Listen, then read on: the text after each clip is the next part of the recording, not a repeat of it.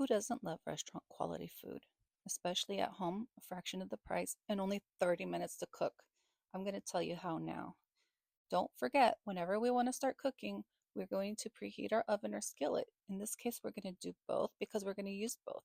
And I suggest that you use a skillet that can be easily transferred from stovetop to oven to save on dishes and time. So for this recipe, we're going to preheat our oven to 400 degrees.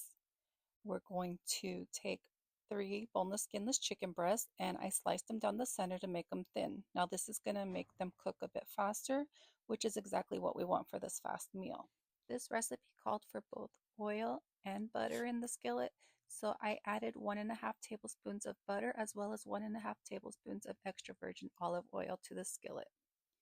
I salted and peppered one side of the chicken first so that way I could put the seasoned side down, and then once placed in the skillet, we're going to repeat by salting and peppering the other side of the chicken. While this is going, I suggest you get a pot started for your pasta, which I always serve with this dish. It's just delicious. I forgot to start mine ahead of time, which meant my pasta was late, delayed, and it made my time drag out, so it wasn't timed right. So don't do that.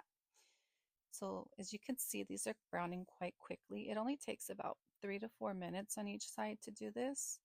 And don't worry, it does not need to be cooked all the way through because we're going to finish it in the oven. So that water that you have going for your pasta, make sure you add your salt and your olive oil. And I brought it up to high so that I could get a boil going since, I forgot to start my pan earlier. So now that I have my chicken and my water going for my pasta, I need to get my tomatoes prepared for my toppings of my Caprese chicken. I did a few too many here, I would say, especially since my kids don't really care for tomatoes, but it is what it is, right? Still going to present it the way it was made.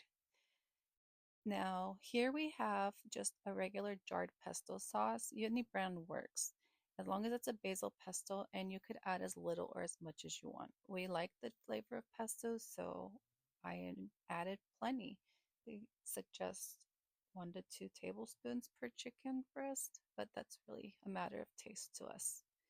From there, add cheese. You could do any type of mozzarella cheese. You could do the slices. You could do the whole ones from the brick. You could hand shred it.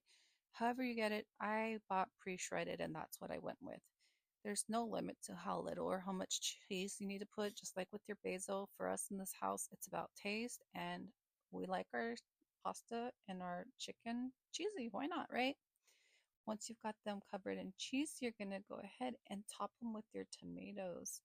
If you do not like tomatoes, you could leave them off.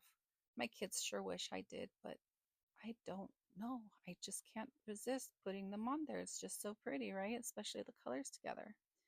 Now that they're set, I'm putting my thing in the oven to finish off. I set it for 10 minutes. It ended up taking 12. Top it off with the balsamic glaze, and look at that, amazing. Follow me for more recipes.